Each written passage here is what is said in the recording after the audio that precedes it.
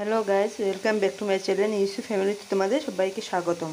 বন্ধুরা, এখানে আজকে আমি একটা উস্তা ভাজার রেসিপি নিয়ে এসেছি। এটার মধ্যে কী কী অ্যাড করছি দেখো। এখানে উচ্ছে আছে, এখানে আলু আছে, এখানে মূলো আছে অল্প, এখানে পেঁয়াজ কেটে দিয়েছি, আর এখানে হলো মাছের ডিম দিয়ে কীভাবে করছি দেখো।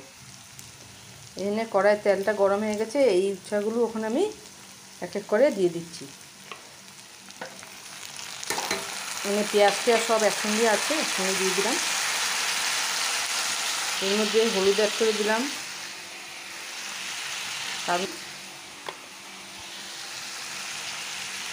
এটা একটু ভাজা হওয়ার পরে আমি ডিমটা দেব, মাছের ডিমটা একটু ভাজা হওয়ার জন্য রেখে। তখন এটাকে ঢেকে রাখবো, আস্তে আস্তে ভাজা হয়ে নেয়, সেদ্ধ হয়ে নেয়। ভাজা প্রায় আধা হয়ে গেছে, আর এখন একটু তেল দিয়ে দিয়েছি। তেলটা একটু গরম হলে আমি ওই ডিমটা, মাছের ডিমটাকে দিয়ে দেবো।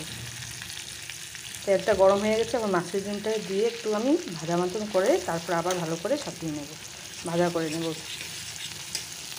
এই দেখো, এটাকে একটু ভাজা করে নিলাম। এখন সবগুলো মিলিয়ে আবার একটু লাল করে ভাজা করে এখন আর ঢাকবো না। এই দেখো বন্ধুরা, তেল ছেড়ে দিয়েছে, এখন কিন্তু হয়ে গেছে। তোমাদেরকে নামিয়ে দেখাচ্ছি আমি।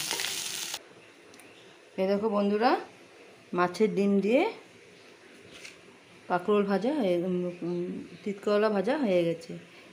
ভালো লাগলে লাইক শেয়ার কমেন্ট অবশ্যই করো। তোমরা এইভাবে ডিম দিয়েও বানিয়ে খেতে পারো, মাছের ডিম দিয়েও বানিয়ে খেতে পারো, মুরগির ডিম, হাঁসের ডিম সব কিছু দিয়েই বানিয়ে খেতে পারো। ভালো লাগলে লাইক শেয়ার কমেন্ট অবশ্যই করো বন্ধুরা। সাবস্ক্রাইব করে দিও, শেয়ার করে দিও, লাইক করে দিও, আমার পাশে থেকো। যারা যারা নতুন করে আমার পরিবারে আসছো, তারা কিন্তু একবার কমেন্ট করে আমাকে জানাবে যে তোমরা নতুন করে এসছো, তাহলে আমিও তোমাদের পরিবারে জয়েন্ট হয়ে যাব। Bye bye.